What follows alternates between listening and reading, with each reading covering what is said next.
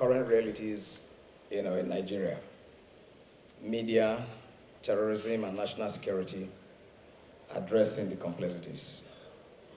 And I think it speaks to the heart of the national concerns. I have written a couple of things, but in the light of the time available to us, I do not think I'll be able to go through all, so I'm going to be skipping. And I also thought that it's necessary to clarify a few issues that have attended towards, at least in the last couple of days. I think I should make a comment in that regard, since we're men and women who shape narratives, and for us to be able to shape those narratives from a position of understanding and knowledge. And I had also prepared slides. I thought that there would be multimedia, where you can also follow, but then that is not available, no problem. So I just thought I should bring that in context. Now, the media across the world has evolved into a strategic actor in shaping perceptions of global peace, conflict, and collective security. In recent decades, the role of the media in influencing terrorist narratives, recruitment, and counter-terrorism strategies has gained unprecedented attention from international institutions. As terrorism continues to adapt across continents, media reportage and framing have become powerful tools capable of either mitigating or magnifying security threats, depending on the accuracy, tone, and ethical responsibilities of coverage. It is therefore evident that media practices have far-reaching consequences on how societies interpret and respond to terror incidents, thereby influencing the strength and resilience of state security systems. Moreover, as transnational terrorism becomes more networked, the power of communication technologies in shaping public sentiment and governmental response has grown very profoundly. According to the United Nations Office of Counterterrorism, over 80% of extremist propaganda circulates through mainstream and alternative media outlets, reinforcing the urgency for responsible reporting. Therefore, understanding the dynamic interplay between media influence and terrorist communication strategies provides a compelling foundation for advancing collective security and strengthening national security.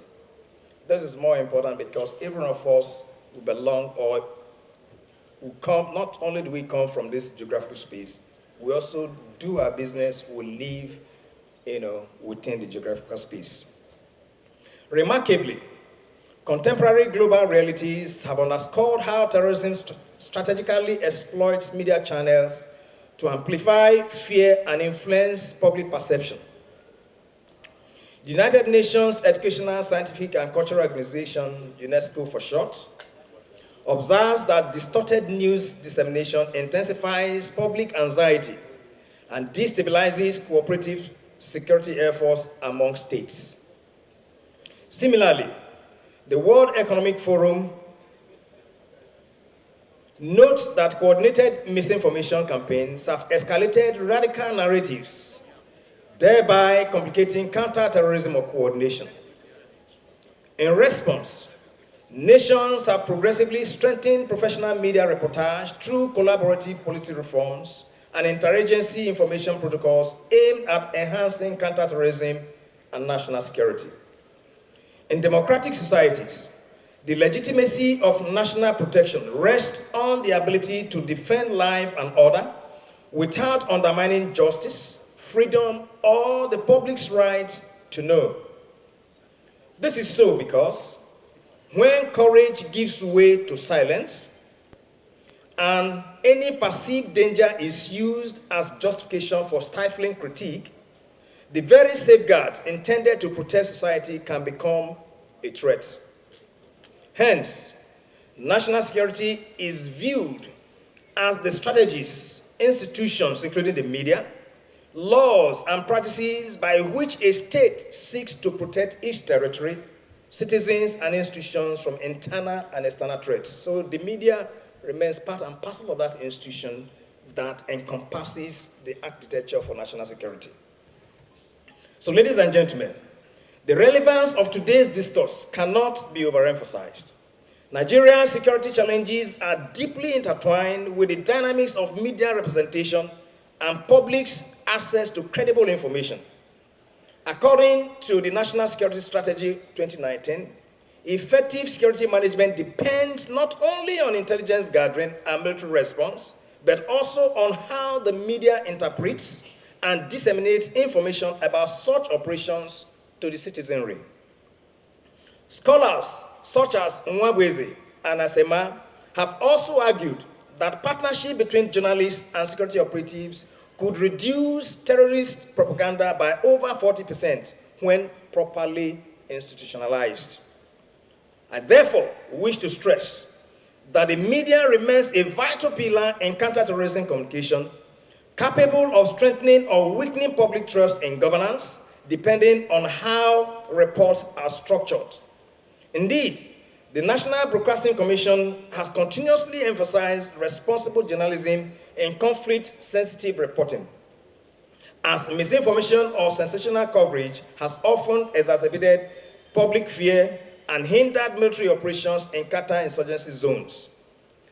This situation demands urgent reflection and ethical reorientation among media professionals on how best to report issues of national security without compromising state strategy or public confidence.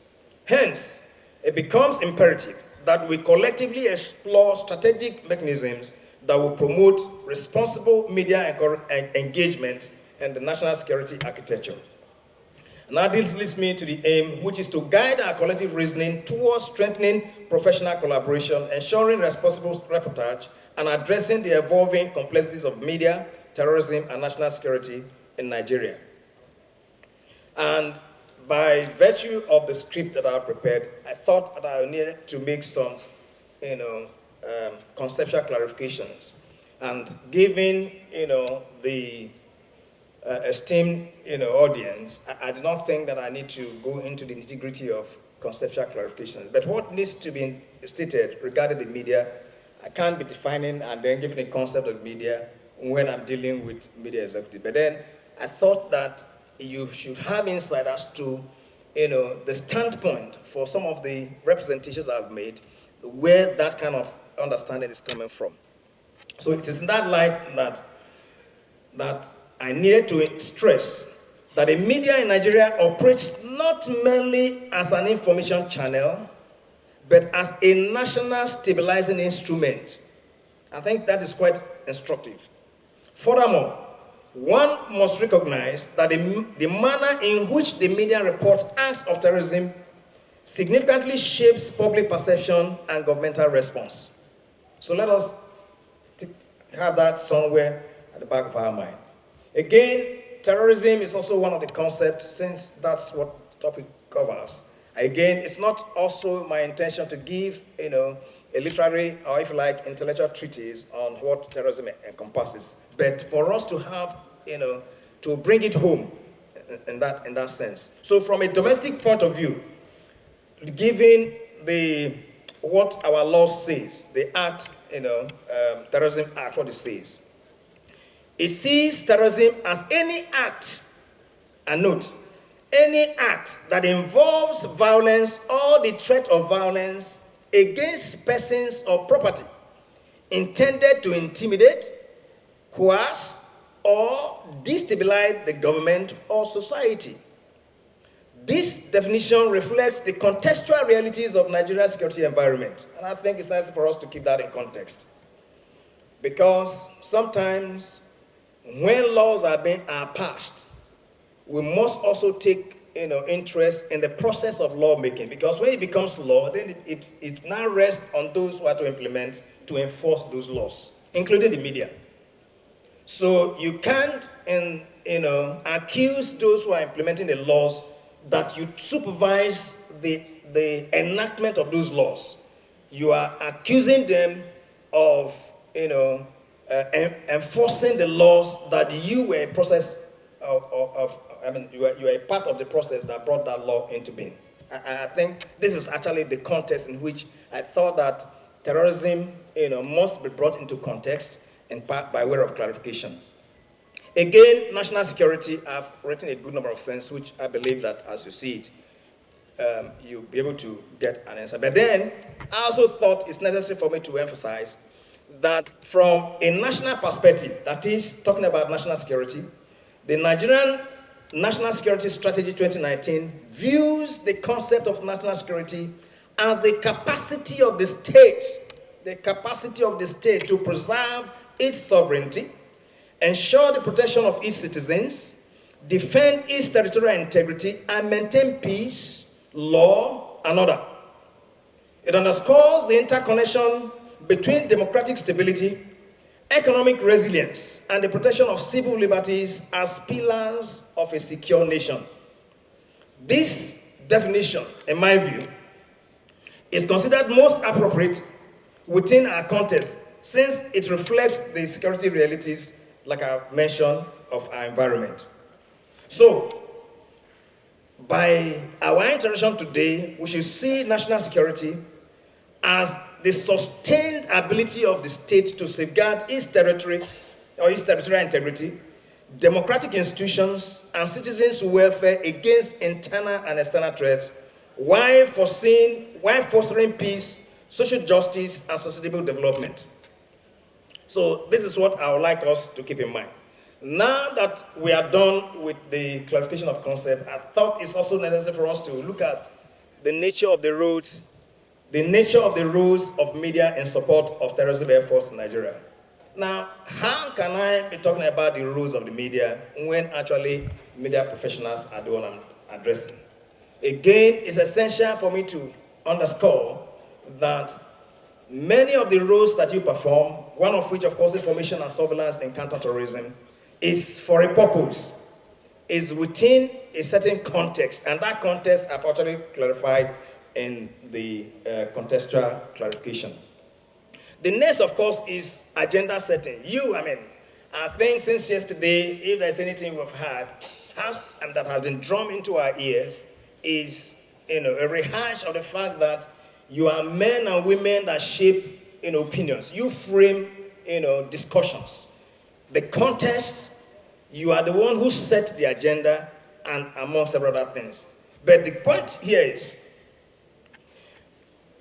when you are setting the agenda as part and parcel of your rules, and I think that's exactly what the keynote speaker was trying to talk about yesterday.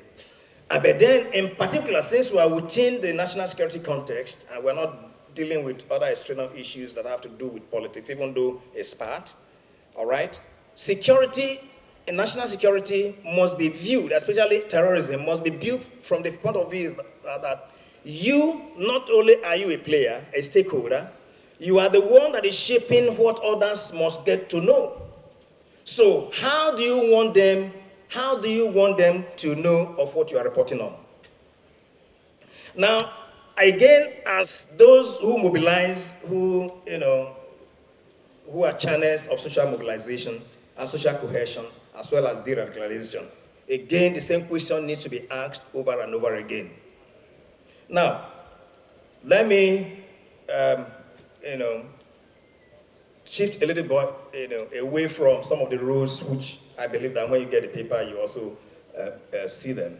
I thought it's necessary for me to also talk about the Guild of Editors, to also commend all your efforts, what you've been doing over the years, ensuring that the right narratives are being churned out to the public, and then for us to also know how we can guide government, to be able to work in sympathy to the realities and objectives of the desires of those that are led. And so the Nigerian Guild of Editors have remained at the forefront, at the forefront of institutional efforts to promote security-sensitive journalism. The Nigerian Guild of Editors conference in 2023 focused on media and national security. And I think that today that you're also dealing, we have a topic such as this, also emphasize the fact that you have been quite vocal in ensuring that national security issues are brought to proper context. You have provided a forum where editors discuss the ethical challenges of covering counterinsurgency without amplifying terrorist propaganda. And I think it's necessary for us to put that in context. Additionally, the Guild has organized capacity building workshops in Abuja, Lagos, and Maiduguri in collaboration with the Office of the National Security Advisor and the International Press Center. These programs have trained over 350 editors and reporters on conflict-sensitive reporting and counterterrorism communication strategies. And I think it's quite commendable on your part, and I think you should also encourage yourself in that sense. I also note, and part of my research for this, that the Guild of Editors have maintained productive partnerships with international organizations, including UNESCO, the European Union, in order to enhance editorial quality in terrorism reportage. Its public statements often emphasize the need for unity and discourage narratives that stigmatize communities affected by insurgency. Now, why I'm bringing up all this is that as we go into the meat of the presentation, when I say things that are not pleasant to you, you must also know that we have noted some of the things that you have done. And I thought that it's necessary for me to balance such representations. Now, why should we have media, if you like, media security agencies engagement? Why? The trust quotient within the society, and I think that has come clear, even in some of the representations that the keynote speakers spoke about yesterday, validates this point that I'm making here. The trust quotient within societies and their government determines the type of collaboration with the media. For Nigeria, the quotient is, very sadly, abysmally low. The idea for collaborative media engagement and upscaling the media reportage systems to curtail terrorism incidences and enhance national security has been exploited by different countries. And in the paper, I talked about what the French government also did to be able to see that they have an engagement with called the security architecture along with the media, engaging to see how best to be able to bring down the level of violence that they were witnessing at some point, and which, of course, gave rise to a significant improvement, such that the media reportage improved by 37%, in addition to misinformation that, of course, declined. Now, one may ask, within our climb, what is the metrics? How do we measure, some of the engagement, especially now that we're having this kind of engagement? What are the indices that we use to be able to measure if the trend is going to go up or it's going to go down? But that's a different discussion altogether. But I'm saying that in various countries that attempts have been made in this regard. Ditto for Pakistan and, of course, for Sri Lanka, among several others. But for us in Nigeria, we must understand that the interplay between media, reportage, terrorism, and national security continues to define the character of the nation's internal stability and global image. Over the years, the Nigerian media has played a central role in shaping narratives around insecurity, insurgency, and public perception of state response institutions and mechanisms. However, the growing complexities of terrorism, particularly from groups such as Boko Haram and ISWA, have challenged traditional journalistic practices and national security operations. According to the Global Terrorism Index, Nigeria ranks 8th among countries most affected by terrorism, with over 1,200 terrorism-related deaths recorded in 2023 alone. Ironically, the data for such analysis come from local sources. That is, the Global Terrorism Index, all right, those behind it. They are not, of course, they may have roots here in the country, but a greater part of the data they have used to be able to compile that table comes from men and women, many of us that are here. It comes from within. So meaning that the statistics, of course, underscores the need for us to deliberate, for us to be able to see what we need to do. Why do we need external bodies to tell us how bad things are? Why do we have to depend on external sources to believe the story? This is the point. It is like the Trump tweet, which has now generated a lot of discussion. Must we get to that point until external actors? And I think that's the point that we have to make, which as journalists, as editors, we also must begin to, focus on such issues. That we do not need external prompting before be able to, act appropriately. Now, what are some of the challenges that are associated with the media in support of counter-terrorism operations? But before I give out the challenges, there are complexities. The complexities associated with media and terrorism stem from the need to balance freedom of press and national security concerns. On one hand, the terrorists feed on extensive media coverage to promote their ideology. In this regard, the media becomes a tool in the hands of terrorist organizations. And I think this, the point, we can't but keep, rehashing the point, which is that sometimes, at least within our environment, we don't seem to understand that the aim of the terrorists is to use you and I to propagate whatever aims and objectives, of course they are ignoble, that they are, but without we knowing.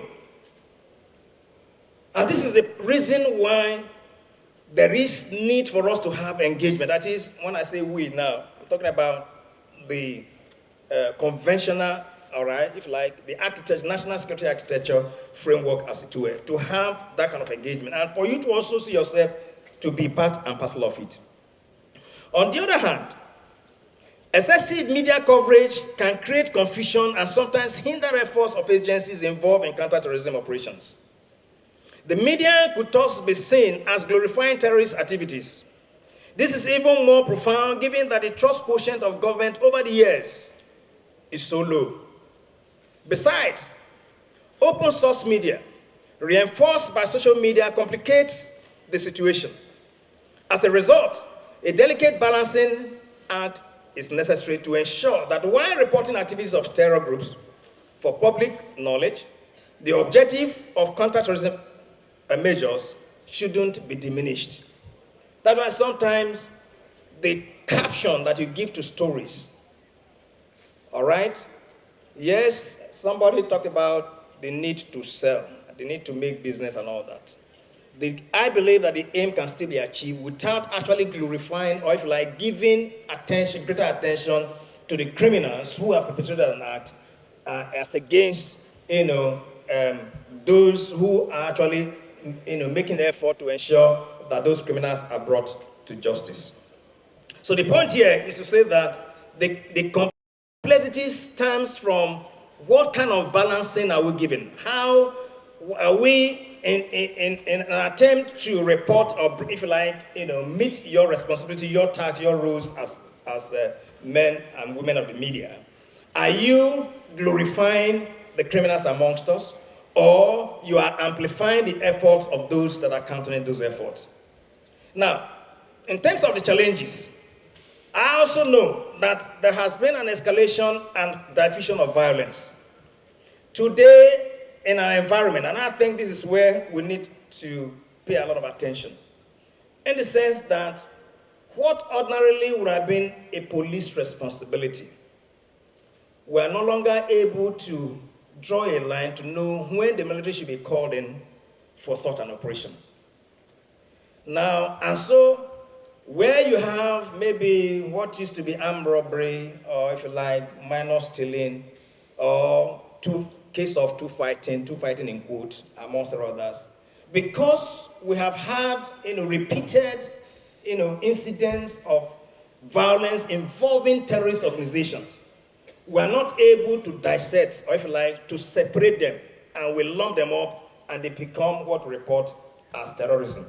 So that is a challenge, and I think that, because also there is a general sense of insecurity across the country, you being able to, as media, for your, foot soldiers in the field, the ability to be able to assess the correct status of event is also a challenge. So that diffusion is a challenge, which I must note.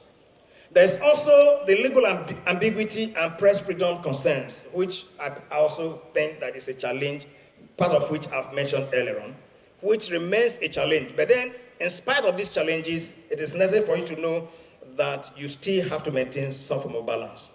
I also know that there are institutional and ethical constraints that you have. Now, yesterday, I know that the challenge of AI, was mentioned, after the opening ceremony among several other issues, all right? And then even the communication infrastructure we have across the country. And I also note what the president of the Guild made mention in terms of presenting, challenges of the Guild to Mr. President. All those, structural issues, because you are not operating outside an environment. So the communication infrastructure that we have, of course, they are a bit inadequate, but then that they are inadequate, does that mean now that you are no longer going to operate within the bounds of what the profession expects? No. So it is working, it is the same way when the military and the police, they are accused of not responding without actually asking whether their training, their equipment, and other administrative issues have been properly, taken into account. You expect someone to perform, but then you are not interested to know whether he is equipped to perform. I think that remains. So it's the same way here that, yes, you have issues that are infrastructural issues, that are technical issues that constrain you from performing certain functions. But then it is also essential for you to be able to do that. And in spite of those challenges that you have, there are things that you must do. On this, Adebi found that the Nigerian media coverage of the Bring Back Our Guests campaign initially raised awareness, but also risks reinforcing Boko Haram's agenda by giving disproportionate visibility to the actions of the terrorists. Such dilemmas reveal the tension between journalists' duty to inform and the ethical responsibility to avoid glorifying terror. This is part and parcel of what I witnessed as a Lieutenant Commander of Operation Lafia Dole. Because at that time, of course, there were a lot of issues.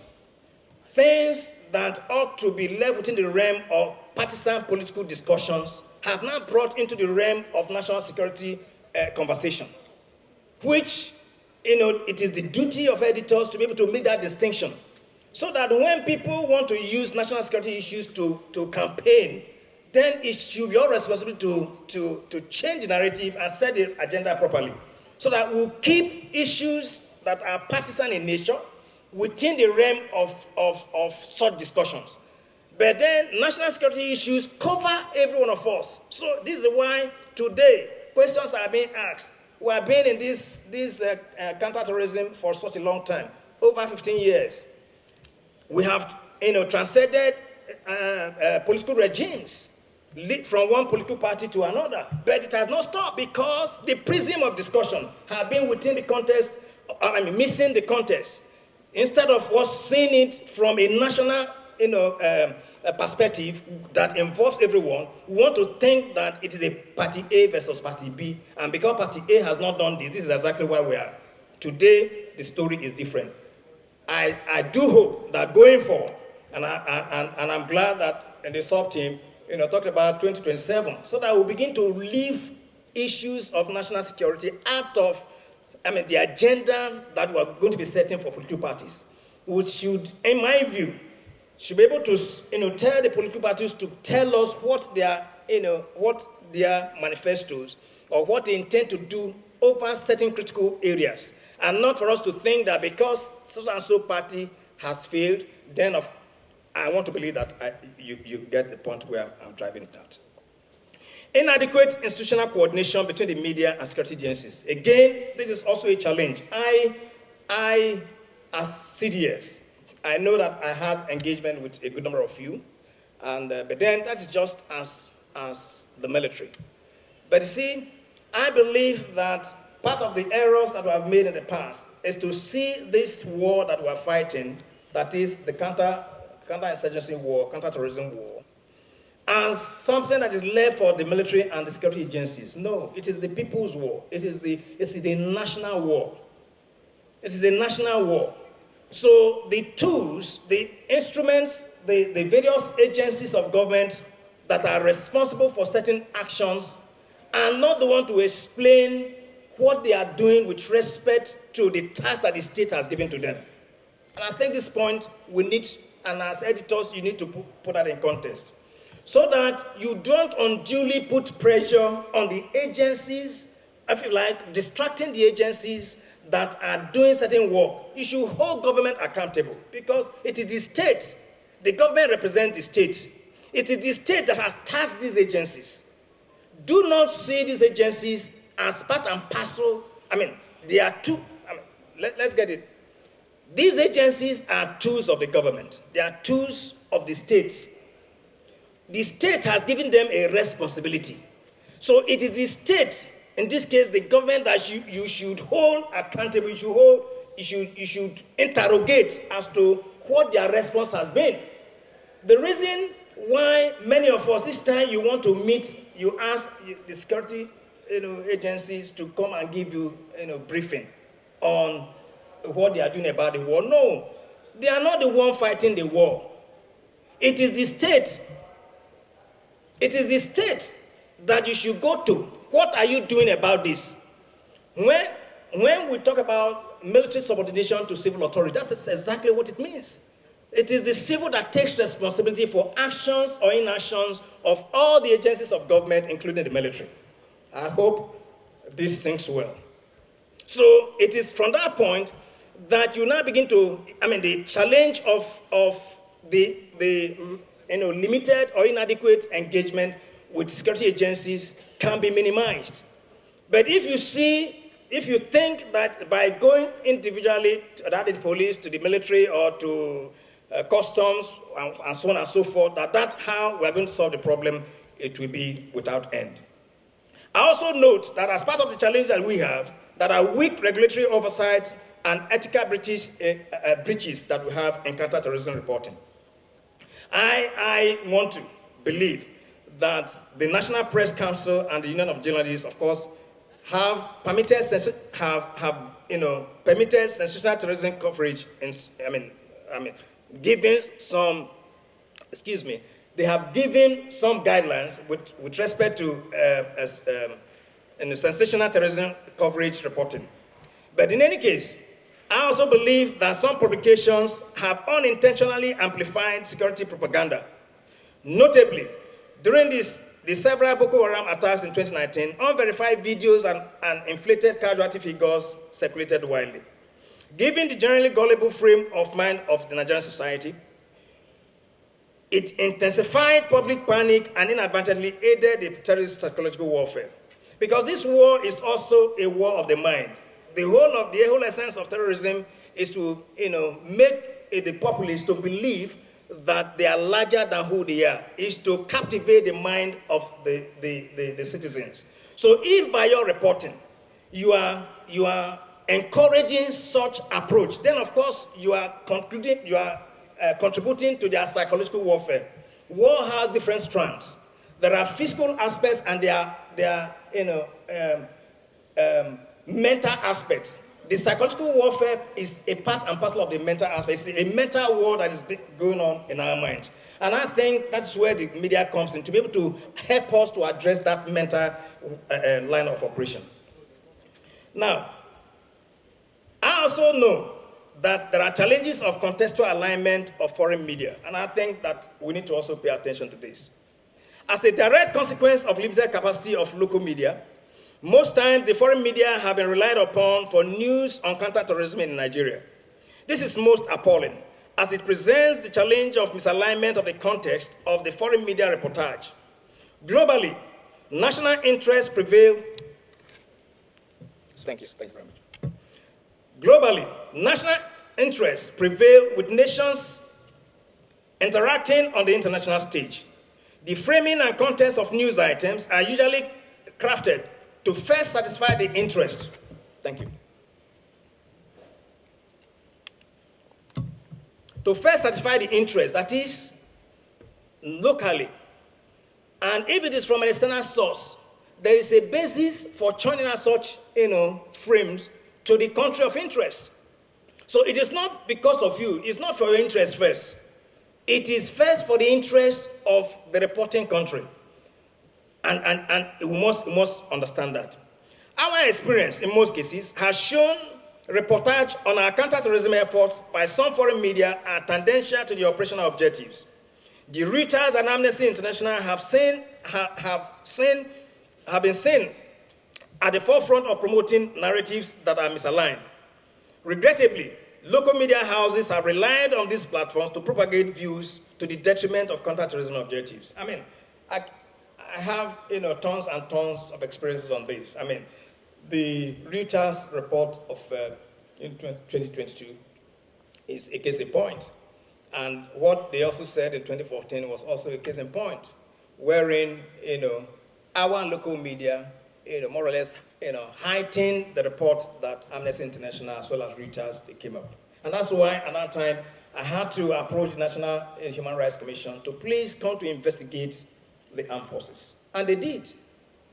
And at that time, of course, there were some external interests that came to me to say, are you sure that National Human Rights Commission, they are well suited for this duty? Can you imagine? External actors came to me just because it was published that I made a request. I wrote to National Human Rights Commission to say, please come and investigate us based on this report. Because the local media were hyping it. And from behind, these local actors external actors came to me to ask me, are you sure that National Human Rights Commission, they are equipped enough to be able to investigate? Don't you think they will need our support? I mean, that tells you that something is behind it. So I'm trying to say that for us as men and women of media, if you get any external report, especially on national security issues, all right, I am wearing this shoe. If it's paining me, I should be the one to tell where it's paining me. We should be able to interrogate why, what's the basis for this interest? Do not hook, line, and sinker, publish what has been said. And I thought that has been. Now, what are some of the strategies that I'm suggesting? I believe that there should be a coordinated national guidelines for counterterrorism reporting. Of course, there is. A coordinated task force comprising, and this is the little addition to that guideline. A coordinated task force comprising editors, security agencies, and human rights organizations should be established to develop comprehensive guidelines for terrorism reporting. These guidelines should cover verification standards, framing of narratives, ethical use of imagery, and protection of sources. I also think that if we're able to embed these practices into the professional culture of Nigerian journalism, the media can strengthen its watchdog role while avoiding unintentional amplification of terrorist extremist propaganda. Of course, what I'm suggesting, of course, to be able to create the guidelines for them to be able to operate in this. Next, of course, is legal and institutional reform. Yesterday, I think the president of the guild made mention to the president and some of the problems that are legal in nature, which he's requesting the president to intervene, and I think I do not need to belabor that point. I also believe that there is need for capacity building and communication infrastructure, and in this, I also think that, that the concept of peace journalism, and as well as investigative journalism that seek to advance peaceful coexistence, factual and conflict-sensitive reporting should be the focus, such that, if we're able to improve on the communication infrastructure that we have in place, and of course, by the interrogations that you also make, by engaging with the Ministry of Communications, all right, then of course you'll be able to know what should aid your field work in terms of report writing, in terms of investigation, among several other issues. But what is important is that at the end of the day, your interest should be what should bring peace to our environment. And I think this is the point I'm making, that when capacity building efforts are properly concretized, it will help you to achieve. Institutionalizing media security engagement. It is necessary to emphasize that the most pressing needs in Nigeria's counterterrorism architecture is structured cooperation between the media and security institutions. Accordingly, I am suggesting that a National Media Security Coordination Council under the Federal Ministry of Information and National Orientation could serve as a formal platform for intelligence information exchange. And I think that if we're able to do that, such an institution Such a council will enable regular joint briefings, verified updates, and guided access to operational details, thereby eliminating the sensational or, if you like, conflicting narratives that often undermine national security communications. This takes into account the concept of citizens' media, what I call the citizens' media, which sees the media as builders of nations. They shape the society. What you say is what you get. It is what you say as media. That's exactly what you get. So this is why I'm saying, and which I said earlier on, that it is not for the security agencies to go to explain what they have done. It is this council, under the supervision of the Minister of Communication, Minister of Information, that, of course, with military police and other agencies' representation, that should be able to come up with how narratives can be shaped. Because at the end of the day, what you, as editors, what you say is exactly what you are going to get. It's what the nation is going to get. So the media, in that sense, becomes, the media practitioner becomes a partner. So that whatever you do, and at every point in time, you should be able to ask yourself, what next I'm going to do, what I'm going to report, what I'm going to direct my subordinates to do. Is that, how good is it, not just for my organization, but for the nation at large, and so on and so forth. Then I also think, as a suggestion, that there has to be a strengthening of media regulation and ethical accountability. And I think that the part of the suggestions that the president made in his opening address yesterday should be able to address that. And I also believe that, and this is for government spokespersons, that there has to be an enhancement of public relations disposition of government. I also observe, from outside the media, that there's a need to make a distinction between public relations and journalism coverage or journalism reportage. Government spokespersons must be measured, less combative in responding to citizens' inquisitions. I think the tendency to be very abrasive, we need to begin to take that out. So, as government spokesperson, your responsibility is to ensure that the people understand, or you communicate what government is doing in a manner that it will be acceptable, but not to go ding-dong, attacking, and then very combative. And I think that shouldn't be. The whole essence is that, you'll be able to, spokespersons must be measured, possessing the aptitude for restraint, maturity, and controlled communication, controlled messaging, to be able to build confidence in the people. And not for you, after you have finished speaking, everybody is angry with you, and even angry with government, even when government has done well. And I think this is what we need to do. Now, before I conclude, I made mention that, I was going to say a few things, which has to do with, it has relationship with even counterterrorism. Just a few days ago, we saw an incident between the Honorable Minister for the FCT and the military officer. And there have been a lot of representation that I've read in the media, which I thought that some, of course, got a point, others did not. They missed the point completely, and including a representation by a son. With all due respect, I think he misses the point. Now, what is it? The uniform is not about who is wearing it. The uniform represents the authority of the state. Whether it's a small boy or not, it is the authority of the state. It's even worse when it is a commission officer who has a presidential commission. And so, when you make such disparaging comments, you have desecrated the oath. You have desecrated the oath. What you have told the Commander-in-Chief and the authority that invested that position on him is that they are fools. So it is wrong.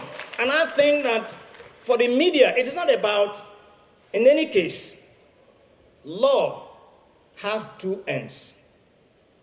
For those we also studied law. I'm not learned, but then in military law, we also taught that for you to be able to establish a crime, there are two elements: actus reus and mens rea. Actus reus, meaning that, was this thing done? Is there something that was done? And then the mens rea, what is the intention behind it? So when a son says that the minister has authority over land and it's not the duty of a soldier, that is not the issue. Now, if you have any reason to believe that what the young man is doing, there is a channel. That's the rule of law. So you desecrating the oath, it has not left the realm of what the officer was doing. It is an offense against the state. So this is what you, the media, must try to highlight. I know that over the years, we have lost our educational traction.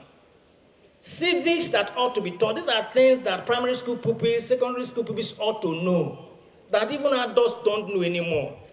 The whole essence of contracts, all right, the compact that you have with the state, that every individual has ceded his rights to the state, is because of things like this. So that we will not, at April 29, take laws into our hand.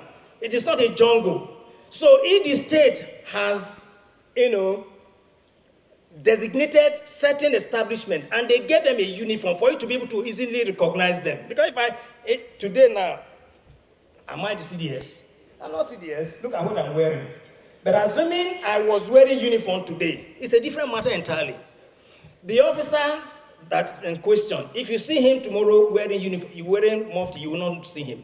So what distinguishes the police, the military, and other agencies is the uniform. And so we should respect and honor the uniform. And that's what we should tell our children.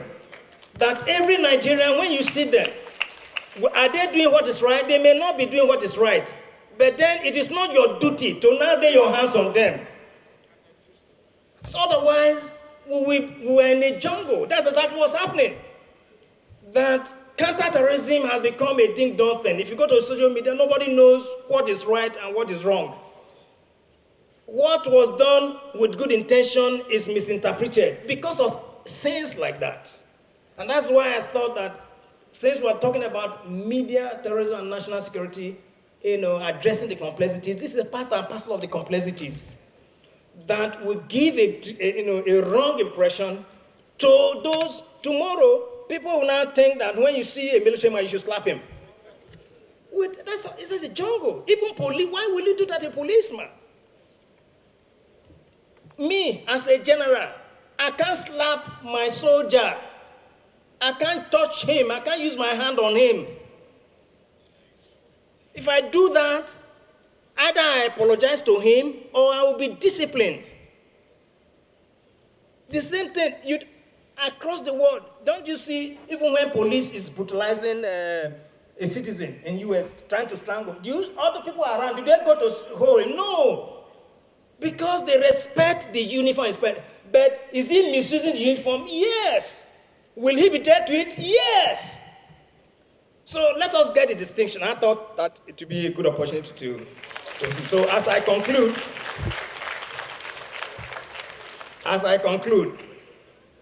what